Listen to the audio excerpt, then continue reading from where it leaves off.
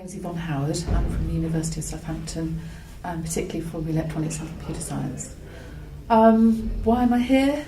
I've come here as a delegate, but my background at the University of Southampton is as a senior research fellow.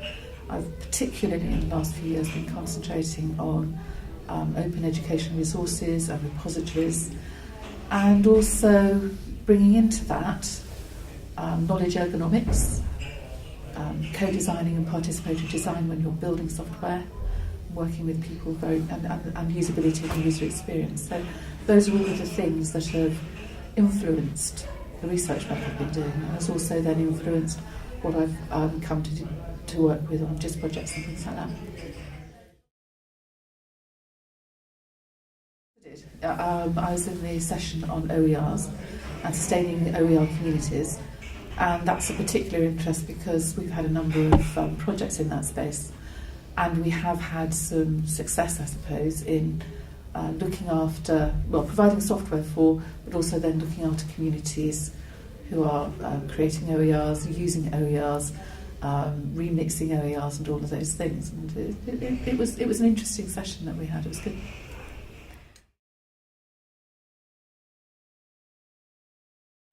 What I hope they'll take away is that some of the innovation that we did in our Humbox projects and EdShare projects, in that we reimagined teaching and learning repositories so that we stripped away a lot of the very stuffy things that other repositories did, and we tried to understand what it is that teachers needed from a repository.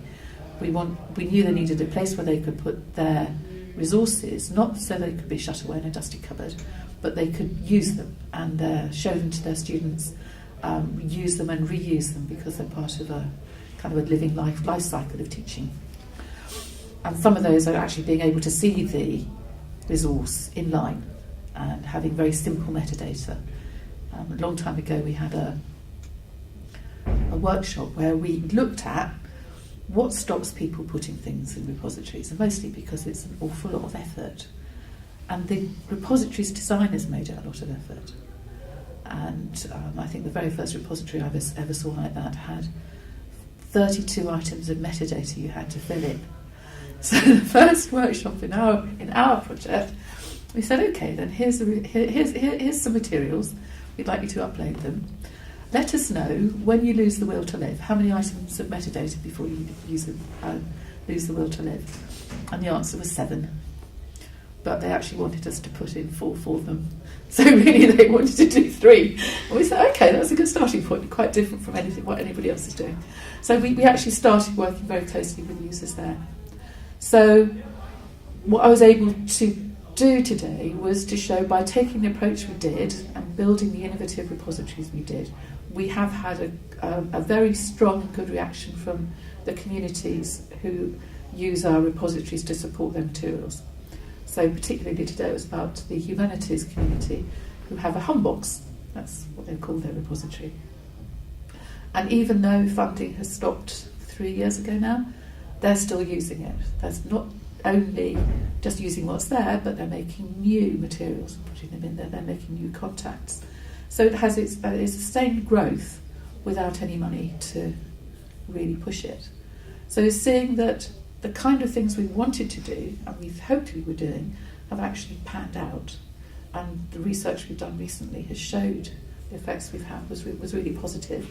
And I think the delegates really took that on board, the fact that it's actually quite different from what everybody else is doing. It's actually very focused on the teachers themselves and how it's actually changing their practice and what they're doing.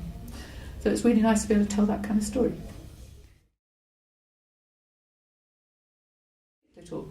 I was concentrating on the community aspect of it, community repositories, and then somebody threw in, well, what about the single academic who doesn't have a community behind him or doesn't have an institutional infrastructure behind him?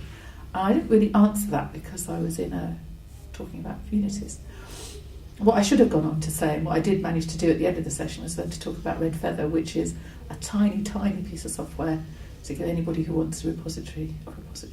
So you can be a single person. So that was an area that I felt too polite to pick up on in the middle of it, but I got there in the end.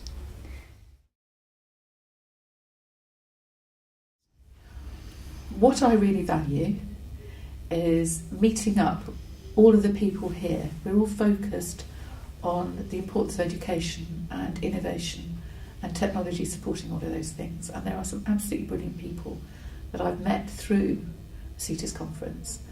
And every year I meet them again. They're all still enthusiastic people, still doing really good, innovative stuff.